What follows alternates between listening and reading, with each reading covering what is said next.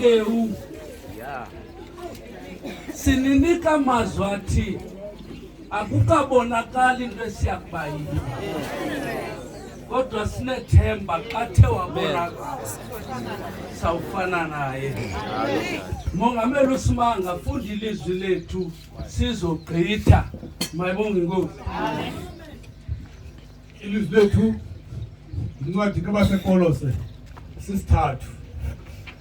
Ukuba ngoko navuswa kunye noKristu, funani izinto zaphezulu apho akhoyo uKristu ehleli ngasekunene kukaThixo. Yamekelani izinto zaphezulu zingabi zezasemhlabeni. Oh, ngithathela.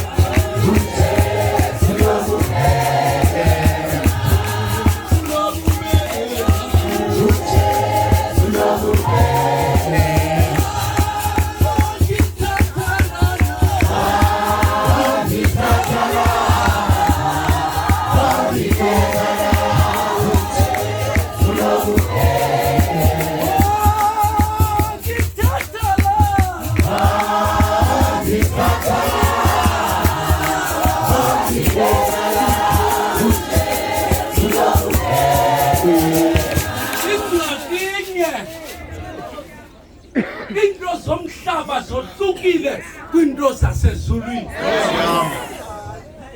Ngengekho lento kuthiwa iphone call. Nkosi yami. Mayibonge Nkosi. Amen. Ngoba ikhona into enziwayo bengathi ingeyiyo. Ungalibali umuntu enxibe iwivi ye-3,000 kanti into ethungwe apha eBellville. Uba into ethatha umuntu into nenkangeleli kwentle noba ayiyo. Kodwa into ecacileyo noba unxiba amacici uba liphone call aza kuthi urhawuzelele. Funani into zaphezulu. Ingxaki yeento zomhlaba ziyaphelela. Ngoba umbhalo uthi utyani luyabuna. Kodwa ikhona into emengona phakade lilizwi likaThixo. Ikhona indoda ethatha umntu izithinta into zakhe izenze zingapheli. Mayibonge Nkosi. Kuba ingxaki xa sisemhlabeni akho nto sinqwenelayo ngaphandle kwelotho. Kodwa uSolomon yena kwawuthocela into uthi Thixo ndinika ubulumko. Nkosi yami. Mayibonge Nkosi. Kube besazi ubutyebi balapha emhlabeni buyaphela. Athi umbhali yeqala ukuqweba ubutyebi basemhlabeni kuba budliwa lunundu. Uthi ngoku soyifakile lo wivi yakho ye-3,000 ube nehlokoloza. Ngoba intloko iyarhawuzeleka.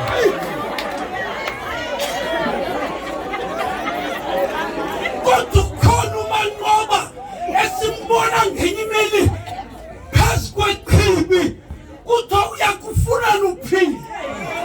Mayibonge Nkosi. Uthi Nkosi andinamntu. Uthi ukholo lakho lukusindisile. Thatha ukholo lakho Wakati uThixo has the ability okubenza into engekhona. Kungoko atsho uMateyu athi oko kungena kwenziwa kuyenzeka ngoThixo.